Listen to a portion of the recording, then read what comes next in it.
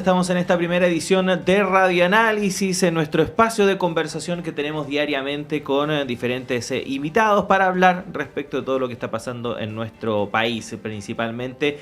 Y saludamos a quien está con nosotros al otro lado del el dispositivo computador, me imagino que está utilizando Teresa Valdés, socióloga, investigadora, coordinadora del Observatorio de Género y Equidad, a quien le damos la bienvenida. Teresa, ¿cómo le va? Buenos días, gracias por estar de nuevo con nosotros.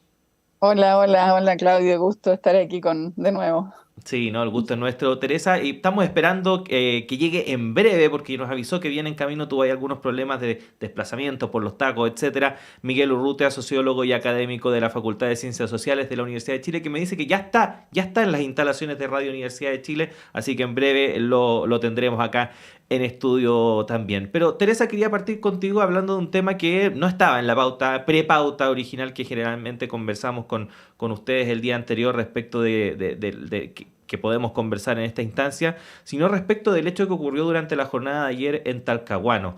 Pero más allá de lo lamentable y preocupante del hecho en sí, respecto de lo que ocurrió en torno a la utilización política que diversos dirigentes, particularmente de la oposición, hicieron del tema, desinformando en primer lugar, diciendo que esto era parte de una suerte de charla relacionada con la educación sexual y posteriormente responsabilizando de ello al ministro de Educación, Marco Antonio Ávila, al punto de decir que incluso este tema sería incorporado en la acusación constitucional que se presentaría en su contra. ¿Qué te parece eso, Teresa? Porque efectivamente ya al parecer estamos llegando a un punto muy peligroso en cuanto a la desinformación y la utilización política también de temas que son pero muy, muy sensibles.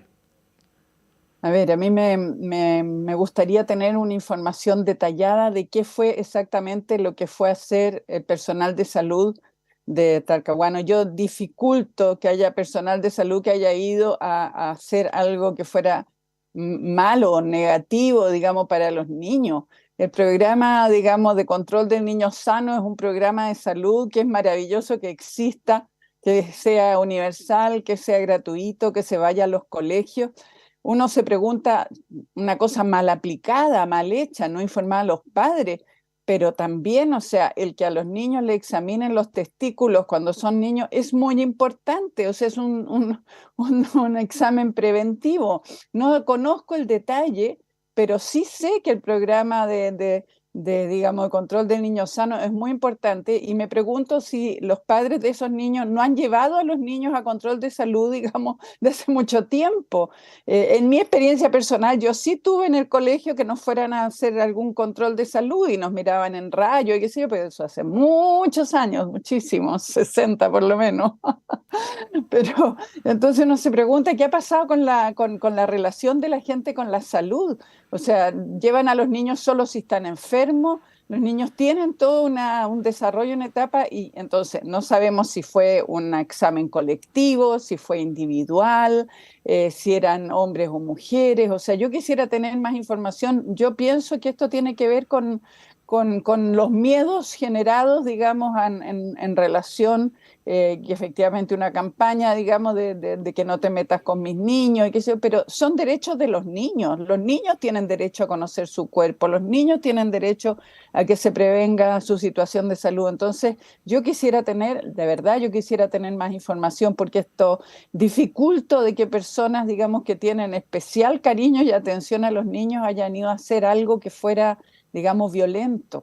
Entonces, no me cabe duda que aquí el problema son los padres y las madres, no me cabe duda, porque esos padres y madres ellos no tuvieron educación sexual, ellos no tuvieron, digamos, acceso a una formación, digamos, que les permitiera entender que es derecho de los niños, digamos, la salud. Esto es parte de la salud.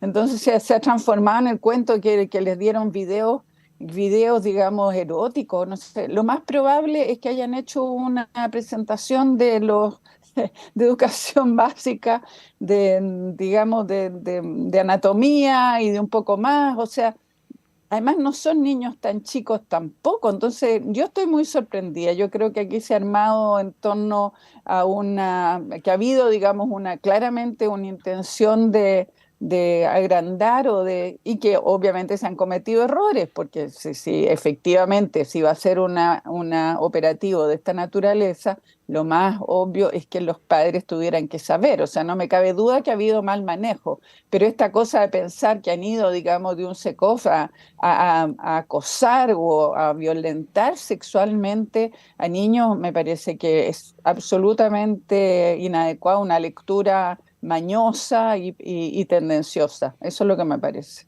Sí, bueno, le damos la bienvenida a Miguel Urrutia, quien ya está con nosotros acá en los estudios de Radio Universidad de Chile. ¿Cómo estás, Miguel? Bien, muchas Y, gracias. sí, y conversábamos con Teresa, partimos hace poco, así que no te perdiste de mucho, Venía Miguel. escuchando. Conversábamos con ella respecto de estos hechos que ocurrieron ayer en Talcahuano y como muy bien dice Teresa, no se manejan muchos antecedentes todavía respecto de qué fue realmente lo que pasó en ese colegio. Bueno, es materia de investigación y esperamos que dentro de los próximos días esto finalmente se aclare.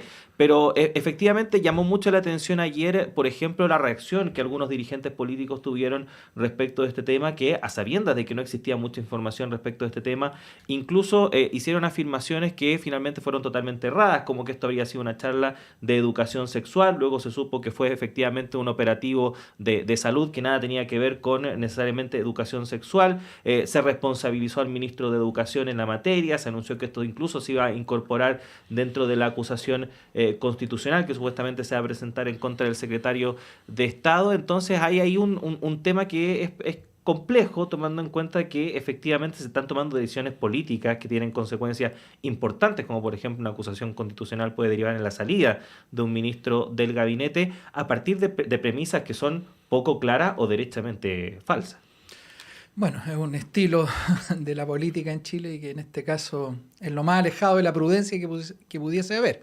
Y en este sentido hablo tanto de la política pública también como de esta política contingente que se abalanza sobre cualquier presa que podría aparecer atractiva para alimentar los fueros de esta política que sabemos es bastante poco pulida en sus maneras. Siendo que en este caso efectivamente hay cuestiones muy de fondo que incluso se podrían elaborar algunas facturas para ciertas fuerzas políticas, pero habría que hacerlo con toda precisión y calma. En este minuto, como bien dice Teresa, lo que más falta hace es precisar las informaciones. Yo hice un esfuerzo con mi esposa en el camino hacia acá a la radio, porque bueno, hasta la noticia se precipitó ayer, anoche ya no había mucha información, pensamos que hoy día en la mañana iba a haber más. No están las precisiones del caso. Yo apelo a esa variable de la prudencia a todo nivel, para nosotros mismos también que de alguna manera hacemos algún tipo de pedagogía desde una radio universitaria. Es lo que recomienda incluso el más famoso, o quizá uno de los más famosos historiadores de la sexualidad, al cual se lo tiene también muy ligeramente leído como Foucault, como un gran desatado. Y por eso es que la gente se decepciona cuando lee la historia de la sexualidad de Foucault. Y cuando además lee sus escritos más éticos en donde independientemente de su vida personal, la prudencia es la recomendación básica para afrontar tanto los enjuiciamientos éticos como la propia conducta ética. Y yo digo que esta cuestión, en los términos de salud que pone Teresa, a mí me parece, y me toca en lo personal.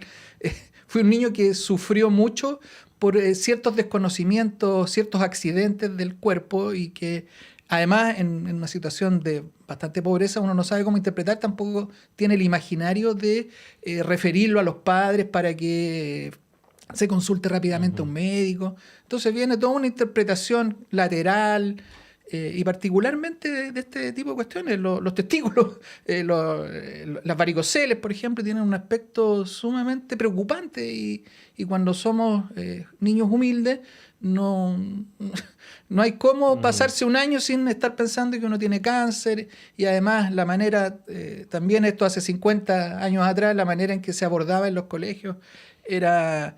Incluso los profesores que se atrevían, por ejemplo, a decirlo, lo tenían que hacer como con un lenguaje un tanto soez, porque era la manera de marcar también hombría. Cuando llegué al liceo, por ejemplo, y estas cuestiones, medio que se intentaba tratar, porque bueno, de alguna manera todos la habíamos sufrido. Entonces, yo creo que estamos ante un tema importante y que tiene que ver con los sufrimientos de la población más vulnerable, que son los niños, y que también te deja marcas posteriormente. Tratarlo así tan oportunistamente, yo creo que marca los niveles de irresponsabilidad en los que estamos en este minuto. Y si uno puede hacerse un pasito al lado para dejar de apuntar con el dedo o dejar de defender alguna cuestión que no tenemos tampoco todos los antecedentes para defenderlo, yo creo que es lo que conviene, porque estamos hablando de verdaderos sufrimientos que los profesionales de la salud, los sistemas intentan abordar y que todos tenemos que ponernos detrás de esas rutas de mitigación de los dolores, porque la salud también tiene que ver con eso, una vida buena, no solamente una vida libre de la enfermedad de turno, de la pandemia de turno. Sí. Bueno, Teresa, respecto de lo que comenta Miguel, si quieres agregar algo, por supuesto, pero también te quería preguntar respecto de esta suerte de campaña, ¿no?, en contra del ministro de Educación, Marco Antonio Ávila, que parece el responsable de todos los males. ¿Qué te parece el tratamiento que se ha dado en torno a ese punto? Es indecente, es mañosa, es absolutamente para marcar algo que está en la estrategia de la derecha ultraconservadora y que obviamente apunta al texto de la Constitución y apunta a otras cosas. A mí me resulta francamente una pérdida de tiempo cuando estamos necesitando dedicarnos a los temas de la reforma tributaria, de la reforma de pensiones, o sea, distraer de esa manera porque finalmente tienen que construir un caso, por eso están haciendo este tipo de maniobras, construir el caso para decir de que él, ¿no es cierto?, ha faltado a la Constitución.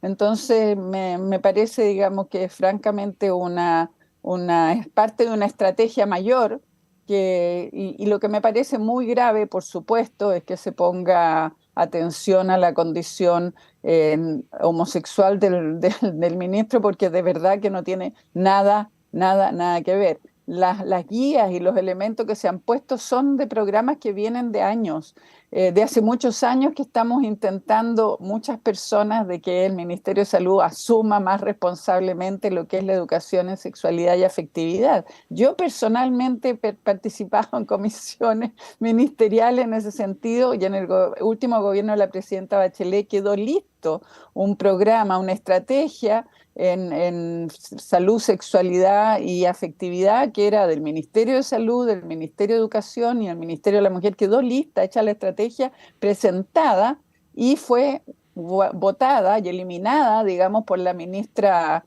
que nombró el presidente Piñera. Entonces, hace muchos años que estamos y se han ido desarrollando materiales educativos y con el tema de que el ministerio no puede entrar a los colegios, sino que depende del proyecto educativo de los colegios, más absurdo resulta todavía la acusación, porque obviamente que los colegios han definido y definen, y a veces en vulgar, digamos, detrimento de los derechos de los niños a su formación y información.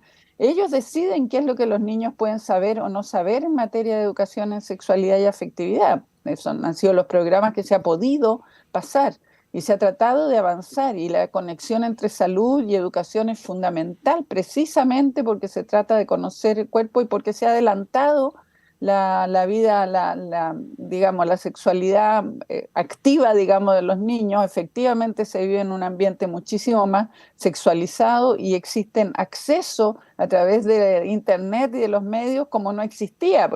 Con mis hijos nos reímos a veces porque ellos se juntaban a ver películas pornográficas escondidas de los papás y dice, hoy día no necesitas hacer ninguna de esas cosas, hoy día está todo disponible. Entonces, con mayor razón, tú necesitas generar un espacio de guía, de conversación en las escuelas, pero el ministerio tiene mucha limitación en eso porque depende de los proyectos educativos de los padres, no hay ninguna posibilidad, digamos, es una fantasía esta idea de que el ministro está, digamos, tiene obsesiones y va a ir a poner temas. Eso es todo falso, todo eso es maniobra, digamos, de la peor política, pero tienen mucho poder en los medios y como tenemos unas generaciones de padres que no tienen formación, el problema principal son los padres en este minuto, actúan, digamos, en la peor forma, porque los niños necesitan información, los niños necesitan autoconocimiento, los niños, las niñas necesitan protegerse y saber cuándo algo es acoso, quién está tocando donde no debe o de una manera que no debe. Entonces, eso es lo que me parece, que esta es una campaña definitivamente para abonar a la ultraderecha, digamos, pensando en llevarnos a los extremos que hay en algunos lugares en Estados Unidos, digamos, donde echaron a una profesora porque mostró al David de Miguel Ángel y esa era una imagen donde se mostraba desnudo y se mostraba que tenía pene y testículos, entonces fue echada del colegio. Yo espero que no lleguemos a esas locuras en este país. Ujú. Miguel, ¿algo que agregar antes de pasar al otro punto? No, me parece que completó excelentemente Teresa la perspectiva, y bueno, yo la puse un poco también desde lo personal. Lo veo no solo atingente a la sexualidad, como les digo, sino que a un tema de salud más general. Ujú. Y que justamente nos habla de este nivel integrador también de la salud, donde está lo mental y también lo corpóreo como un único elemento en funcionamiento. Sí, efectivamente. Bueno, vamos a hablar luego de la pausa, porque ya nos pilló las 9 de la mañana, de hecho son las 9:01. Vamos a hablar de lo que fue la instalación del Consejo Constitucional, así que voy a dejar instalado ese tema. Nosotros vamos a hacer una pausa muy cortita y ya regresamos con más conversación junto a Teresa Valdés, también Miguel Urrutia, acá a Radio Universidad de Chile.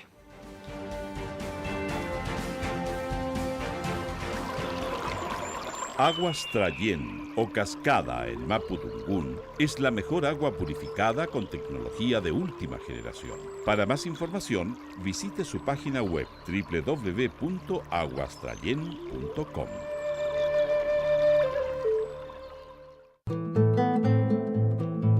Hola, soy Luis Mesina y les quiero invitar a todos y a todas para que sintonicemos todos los días viernes de 16 a 17 horas en Radio Universidad de Chile el programa Debate Social, donde estaremos discutiendo, debatiendo, conversando con amigos y amigas sobre la realidad nacional, especialmente del mundo social. Así que quedan todos invitados e invitadas a escucharnos.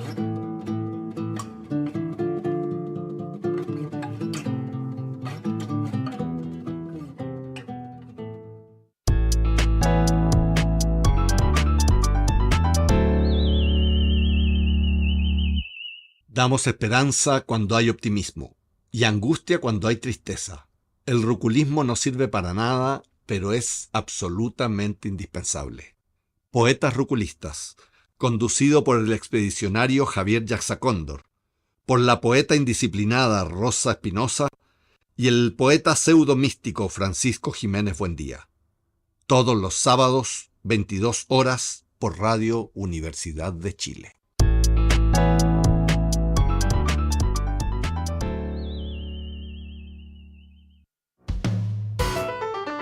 Conciencias y Educación, un programa de la Facultad de Ciencias de la Universidad de Chile dedicado a mostrar el estado de la ciencia de frontera y analizar las políticas educacionales y contenidos programáticos sobre educación científica y educación ambiental, con la conducción de la periodista Ruth Tapia y la participación del profesor Dr. Raúl Morales, decano de la Facultad de Ciencias de la Universidad de Chile. Conciencias y Educación, un programa para una ciudadanía más demandada en los avances científicos, tecnológicos y ambientales. Todos los viernes a las 12 horas en el 102.5 FM y radio.uchile.cl.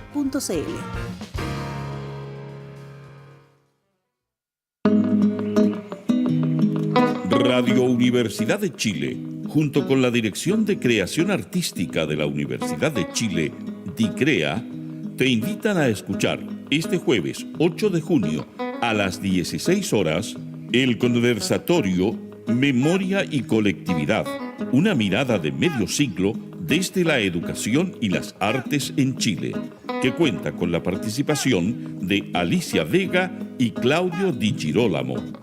Este conversatorio es parte de la Semana de Educación Artística, evento con más de 10 años de historia y que, en esta versión, Radio Universidad de Chile comparte con sus auditores y auditoras.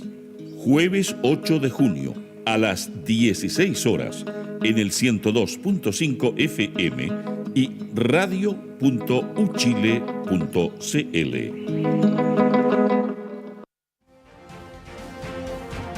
El Departamento de Prensa de Radio Universidad de Chile trabaja para mantenerlo informado.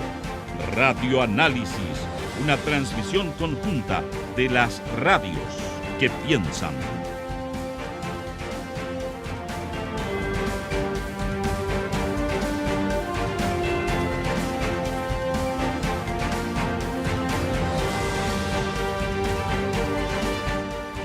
Regresamos a esta primera edición de Radio Análisis. Estamos en nuestro espacio de conversación habitual con la socióloga, investigadora, coordinadora del Observatorio de Género y Equidad, Teresa Valdés, también el sociólogo académico de la Facultad de Ciencias Sociales de nuestra Casa de Estudios, Miguel Urrutia, hablando de diversos temas, y había dejado planteado antes de la pausa la instalación del Consejo Constitucional. Finalmente, ayer se llevó a cabo esta ceremonia de inicio de esta nueva instancia del proceso constituyente que comenzó luego del rechazo a la propuesta que se emanó de la Convención Constitucional, y donde existen varias dudas respecto de lo que vaya a pasar. Ya hay un texto elaborado por la comisión experta que ha generado ciertos consenso dentro de la clase política, hay que decirlo, porque acá todavía no se consulta a la ciudadanía, pero por lo menos entre dirigentes políticos de distintos sectores han dicho que es un texto que es razonable, pero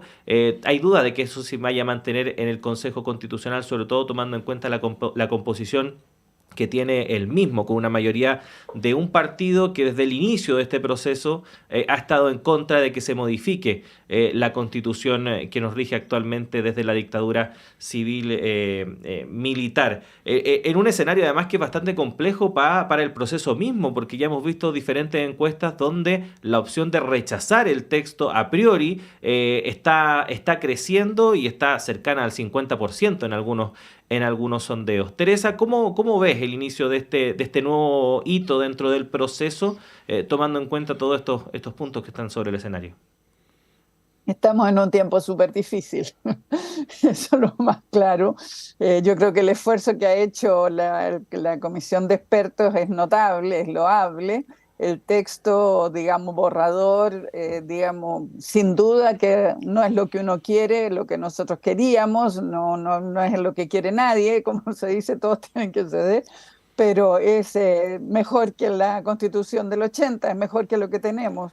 Entonces uno se pregunta cuáles son, estamos en el terreno como de los mínimos, y ver dentro de los mínimos, digamos, qué es lo que realmente más nos importa. Y claro, nosotras desde el feminismo, desde las mujeres, estamos muy afectadas, estamos tremendamente afectadas porque las carencias que tiene el texto presentado, esperamos obviamente que nosotros vamos a poner iniciativa popular de norma y vamos a hacer todos los esfuerzos porque no se diga que no lo intentamos, pero es un tiempo difícil y la conformación de este consejo es más complejo que lo que fueron la comisión de expertos. Entonces no sabemos si vamos a retroceder respecto de este texto, que ya es muy mínimo, es muy básico, fome, leerlo es muy aburrido cuando uno compara con el texto que tuvimos, digamos, donde había muchas ilusiones, muchos sueños, muchas cosas ahí en la manera como se hablaba.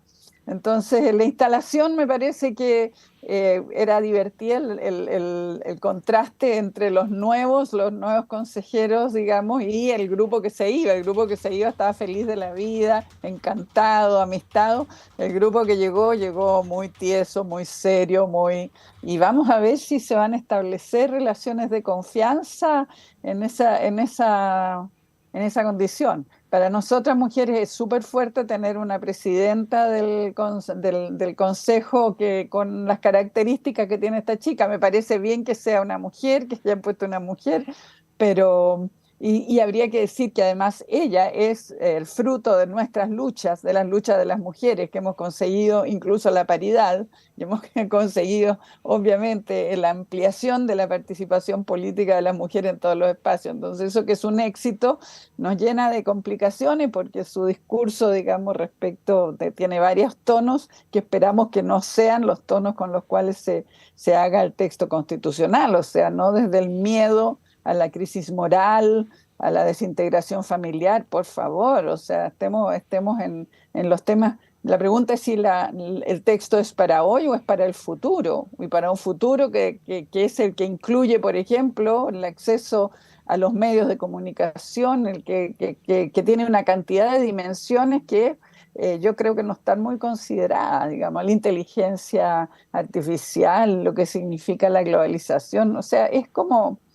Vamos a ver. Yo soy optimista en el sentido que creo en la democracia. El discurso de Miguel Litín me pareció muy importante. Sí, tienen deuda con todos nosotros quienes están ahí, de hacer un texto que sea para un tiempo largo y no que tengamos que corregirlo a cada rato, pero por lo menos va a ser posible corregirlo, y por lo menos es un Estado social y democrático de derecho con una redacción media. Esperamos que todo eso se mantenga, digamos. Ujú. Miguel, ¿cómo ves tú esto? Porque efectivamente lo que plantea Teresa es real. Existe no peligro, pero sí un riesgo que efectivamente el texto no cumpla con las exigencias que, por ejemplo, plantea el futuro en una serie de temas, y que se quede corto en ese sentido, y de esta forma lo que supuestamente se trata de resolver, que este llamado problema constitucional permanezca en el tiempo y esté constantemente saliendo a flote más adelante. ¿Cómo ves ese escenario? Bueno, de riesgos ha estado hecha nuestra historia más reciente incluso. Por lo tanto, el que este exista es una realidad concreta nomás. Creo que aquellos que fuimos derrotados el 4 de septiembre del año pasado, bueno, también somos minorías dentro de las minorías de todo esto, porque uno puede haber sido derrotado con más o menos entusiasmo, ¿eh? En mi caso, no estoy habituado a ser entusiasta en el tema de la política, pese a que me apasiona, me gusta, y he sido militante además por muchos años, la mayor parte de mi vida. Pero intento controlar esos entusiasmos. Y en este caso eso me permite ver con cierto optimismo este intríngulis que nos ha dejado muy claro en la entrevista anterior a Miguel Litín, y lo que acaba de plantear Teresa. O sea, el desafío es muy grande, se ve muy por sobre las posibilidades del virtuosismo político que hay en este minuto. Si hiciésemos un rebajamiento del problema y dijéramos que la política es un deporte, hay un equipo muy, muy malo a punto de entrar a un partido muy difícil a la cancha. Y sin embargo podríamos tener una sorpresa. Mirado desde un punto de vista radical, esto que acabo de decir podría parecer como idealismo neto, o sea, pensar que la política puede, independientemente de los intereses que se defienden dentro de ella, generar algún resultado inesperado. Sí, hay algún eco reformista, digamos, en lo que estoy planteando, pero es que lo que está muy probado es que la política tiene un nivel de autonomía, y se trata de las visiones más revolucionarias de la política, más radicalizadas, o de las visiones más conservadoras. Ese margen de autonomía de lo que la política puede crear es fundamental para pensar cualquier tipo de cambio. O sea, si nosotros pensamos que la sociedad está determinada por otro tipo de condiciones, totalmente por la economía, totalmente determinada por el machismo, totalmente... Si uno piensa que la sociedad está determinada desde algún punto de vista, la verdad es que le queda poco margen a la política. Si nosotros en una sociedad como la chilena actual logramos probar que la política amplía los márgenes, que la política tiene un nivel en el cual puede crear realidad y puede hacerse mejor a sí misma, y el tiempo que se hace a sí misma mejor también genera condiciones para una mejor sociedad, creo que eso es positivo. Creo que es el desafío que va a enfrentar esta configuración que nos describía recién Miguel Litín. Pensaba mucho en eso. Perdón que mezcle esta parte del programa con la parte anterior. Aprovechamos de recordar que la entrevista a Miguel Litín está en nuestro canal de YouTube Radio Universidad de Chile, así que si no la vio, la puede ahí revivir lo que conversamos hace unos minutos con el consejero. Claro, y hay en esa perspectiva que él nos ofreció, hay una utilización desde mi punto de vista muy política de la estética, que para mí era lo que me desalentaba del proceso anterior, que había una estetización muy fuerte de la política sin devolución. Litín es un personaje que tiene una larga experiencia en el diálogo que hay entre política y estética. Yo sé que cuando nos está hablando en estos términos, no es moralismo, por ejemplo, lo que él invoca al hablar de los principios. Y que por lo tanto lo que nos está diciendo es que hay que recorrer nuevos caminos para poder realizar incluso estos ideales que en el último tiempo se defendieron a través de la anterior versión de Constitución, aquella en la que fuimos derrotados los del 4 de septiembre del año pasado. Hay que articular formas, y además hay que abandonar todo esencialismo. A mí me parece correcto cuando el presidente Boric dice que hoy por hoy Republicanos es una fuerza democrática, pero es esencialmente democrático. Yo diría, ninguno de nosotros somos en esencia democráticos, depende de cómo estemos articulados a la coyuntura política, de cómo estemos ensamblados en los procesos que estamos viviendo, y hasta cierto punto yo pienso que el democratismo, el ensamble democrático que hoy día hace que Republicanos sea un partido que juega en la regla de la democracia, es débil. y tendrá que probar que ese ensamble pasa esta prueba. Y si pasa, yo creo que va a ser más democrático. Nunca va a llegar a la esencia de lo democrático. Me parece que es de lo que está más lejos de la democracia.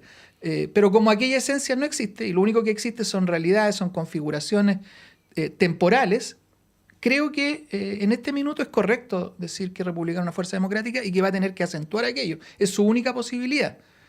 Si no lo hace, este virtuosismo de la política se va a ver afectado. En todo caso, la fiesta que se arma, si esta constitución resulta, yo tengo ahí una opinión que no me la voy a dar acá, pero la fiesta que se arma es buena para muchos sectores de la política hoy día instituida. O sea, por decirlo de alguna manera, un rechazo a esta constitución es un fracaso desde el Frente Amplio, desde el gobierno de Gabriel Boric, hasta el supuesto siguiente presidente, que sería José Antonio. Y por lo tanto, imagínense usted, hay una conjugación de ese tipo, en el que hay un resultado que podría ser éxito y podría ser un tipo de cosecha política tanto para Boric como para Kast, los dos que se confrontaron en la segunda vuelta de la última elección presidencial. Son ecuaciones, entonces, a lo menos interesantes, dirían los genios de la física y la matemática. Sí. Bueno, esto que plantea Teresa, o sea, que plantea Miguel Teresa, es efectivo. O sea, a nadie dentro de la llamada clase política le conviene que nuevamente se rechace el texto que se proponga, en este caso desde el Consejo Constitucional. Pero efectivamente, y tú lo graficabas en una de tus intervenciones anteriores, hay un problema que puede ser clave, y es la poca conexión que existe hoy en día entre gran parte de la ciudadanía con el proceso en sí. Bueno, de hecho, este mes supuestamente es el mes de la participación. Aprovechamos de recordar eso porque la Universidad de Chile está participando activamente en el tema junto a la Pontificia Universidad Católica. Hay dispuestos una serie de mecanismos para que la gente pueda sumarse de manera incidente a este proceso, pero lo que se ve hasta ahora, Teresa, es que efectivamente no está el entusiasmo respecto del proceso anterior. Es inevitable que se hagan comparaciones respecto de lo que fue, por ejemplo, el trabajo de la Convención Constitucional con este del Consejo, y en un escenario en el cual inesperadamente, porque yo creo que nadie tenía en los planes que el Partido Republicano tuviese un rol tan protagónico en esta instancia, va a estar encabezado por un partido que también tiene sus propias cronogramas y sus propias metas para adelante. Ellos se están proyectando para lo que va a ser la próxima elección presidencial, y en realidad, si lo vemos en términos fríos, les da un poco igual si es que esto se rechaza o no, en el sentido de que si es que se rechaza y ellos hacen un trabajo, por así decirlo, relativamente decente, se quedan con la constitución que ellos querían y quedan en cierta forma bien posicionados para el proceso que les importa, que es la próxima presidencial. ¿Cómo ves eso también? Porque es bastante curioso lo que se va a dar durante estos meses en torno a esos puntos también. Y más curioso todavía si uno piensa que todas las comisiones van a estar presididas por militantes del Partido Republicano. Entonces uno dice, se están jugando, digamos, una posibilidad de mostrar su carácter democrático, como se decía aquí, como nunca, digamos, como nunca. Pero el ánimo de la gente está muy lejano, está siendo muy difícil entusiasmar para participar. Entonces, claro, la participación a través de Internet puede resultar como más fácil y más posible, pero la convocatoria a diálogos presenciales, los autoconvocados, incluso reunir las 10.000 firmas para iniciativas populares de norma, se ve mucho más difícil porque hay un sector importante que desconfía absolutamente, que siente que no tiene legitimidad este proceso por la forma, digamos, porque nos fuimos a la otra punta, digamos, de haber tenido una convención constitucional que representaba al mundo social, digamos, en todas sus expresiones y con toda su variedad, y bueno, y sabemos, digamos, que no hubo diálogo ni capacidad de articulación con la política, y aquí sí fuimos al revés, pues entonces tenemos el mundo de la política, de los partidos políticos, digamos, y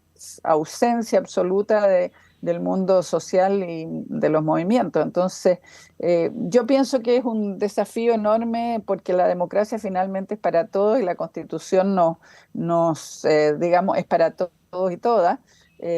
Pienso que es un desafío el poder convencer y movilizar, porque van a tener que votar igual el 17 de diciembre.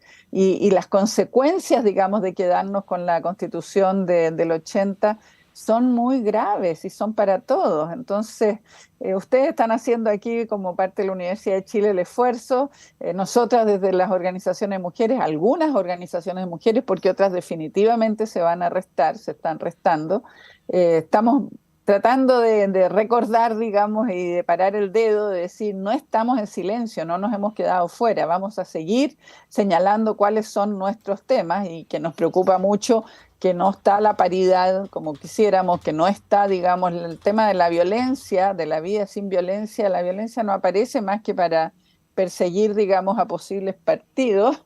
La ausencia, digamos, del tema de los cuidados como un derecho, el que la sociedad, por eso digo la sociedad del futuro, la sociedad de hoy y del futuro tiene un tremendo problema, que es el derecho al cuidado, porque resulta de que no es suficiente el derecho al trabajo decente, la educación, sino que por razones demográficas y de cambio, tenemos que establecer el derecho al cuidado desde que nacemos hasta que morimos, entonces, y que va sobre los hombros de las mujeres.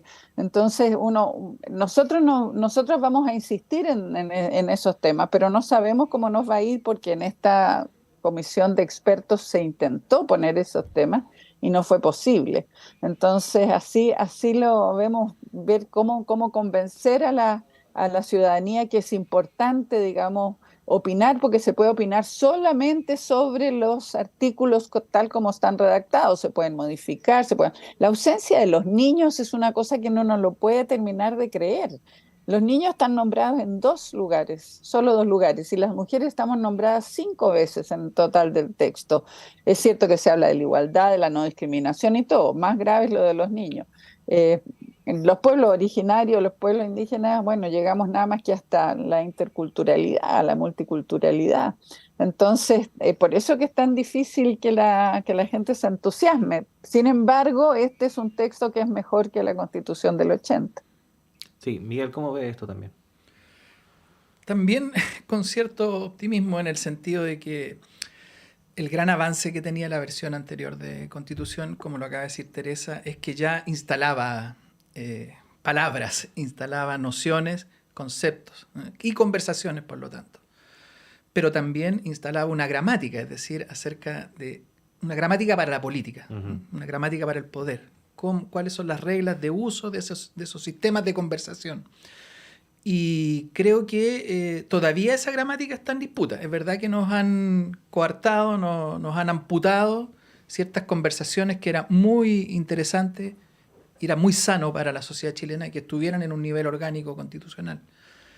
Pero este problema de cuál es la máquina política que tenemos que poner en movimiento y que va a abrir los criterios de conversación y de capacidad de que esas conversaciones se traduzcan en poder soberano, en decisiones, es una cuestión que en este minuto está abierta. Creo que le tenemos que prestar, sí, mucha más atención a esa dimensión. Es lo que a mí me desolaba un poquitito de la versión anterior. O sea, porque también por muy virtuosas que fuesen las conversaciones y los temas que pudiésemos haber montado, estábamos un poquito despreocupados de esa gramática política que es la que en el fondo opera como un dispositivo en cuanto a que dispone el uso del poder en determinadas maneras, que siempre puede ser transgredido, que siempre puede ser reinventado, porque esa es la otra dimensión a la que yo me refería anteriormente. Tampoco una constitución en sentido gramatical hace la literatura de una época. Ahí los virtuosos literatos tendrán que escribir y hacer lo que sus virtudes le permitan. Pero te pone un horizonte, te pone un mapa sobre el cual esto opera. Y creo que ahí hay un terreno abierto y donde todas las posibilidades, además, de definición respecto a lo que sea este producto, son legítimas. Pero también hay que tener esta visión de entrada, lo cual comparto completamente con Teresa. Si uno no le da una posibilidad a esta coyuntura y la declara muerta de antemano, o sea, lo que está haciendo es asistir a un funeral desde ahora. Entonces, no... creo que lo que cabe hacer en este minuto es justamente cargar de estas necesidades políticas profundas a este proceso que está, y veamos si dan el ancho o no. O sea, claro, si yo tuviera que jugarme la vida en una apuesta, yo diría que no van a dar el ancho. pero lo habría dicho también desde hace 20 años atrás, que creo que ninguno estamos dando el ancho para los desafíos que tiene la crisis mundial en este minuto. Así que tampoco es una gran novedad aquella. Sí. Y hay que seguir optimistamente pensando que alguien nos va a dar la sorpresa.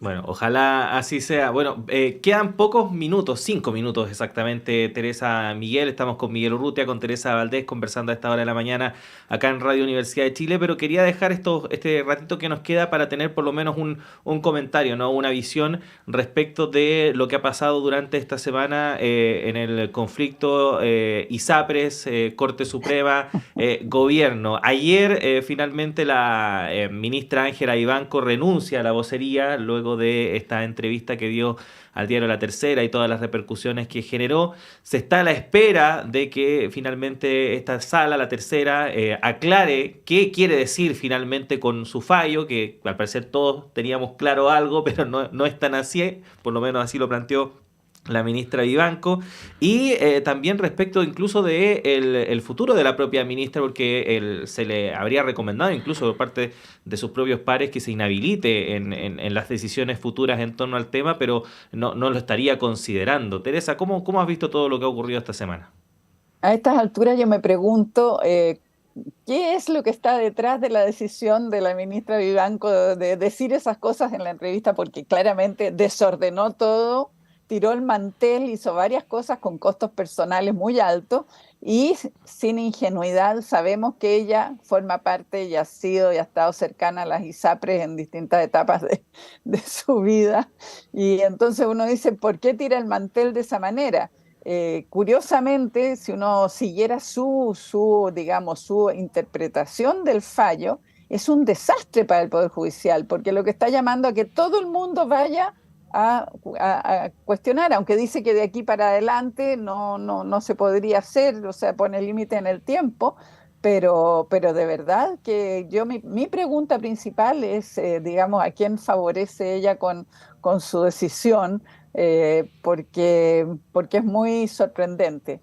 O sea, finalmente pareciera que de aquí vienen las masas, de aquí para adelante, toda persona que tenga un problema con ISAPRE tiene que judicializar, y el problema principal que tiene el problema judicial, que tiene un 80% de causas que están relacionadas con los ISAPRE, es todo lo contrario.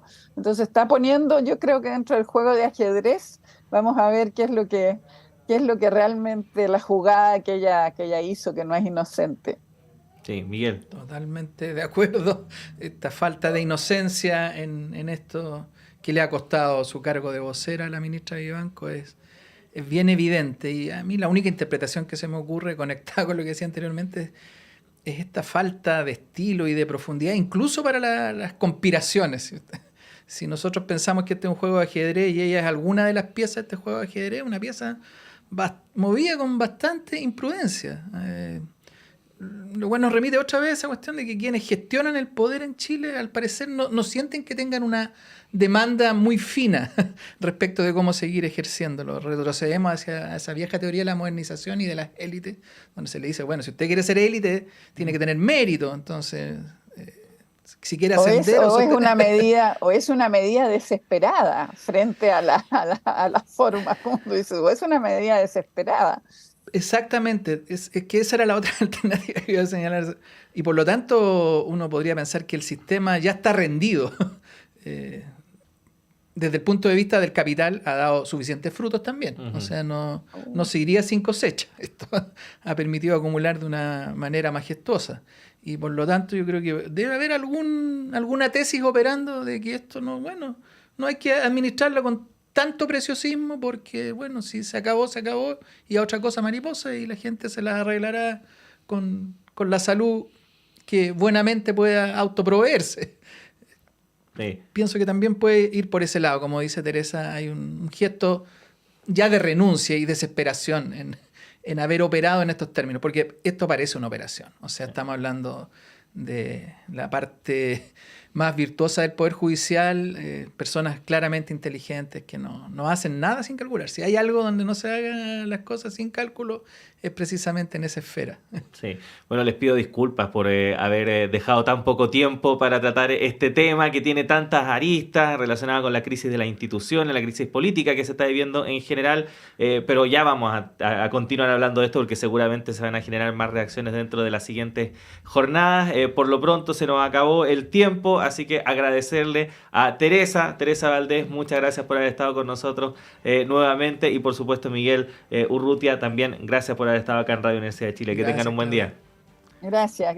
Chao Miguel. Chao Claudia. Teresa, que esté muy bien. Mucho gusto. Gracias. Chao. Y nosotros cuando son las 9:30 hacemos una pausa en esta primera edición de Radio Análisis. Nos queda un bloque todavía, así que siga junto a nosotros. Radio Universidad de Chile organiza un espacio de conversación sobre el futuro de las aseguradoras privadas de salud y los debates relacionados para este jueves 8 de junio a las 11 horas en nuestra sala máster. Panelistas: la presidenta del Colegio Médico de Santiago, Francisca Crispi; el ex ministro de Salud del gobierno de Ricardo Lagos, Osvaldo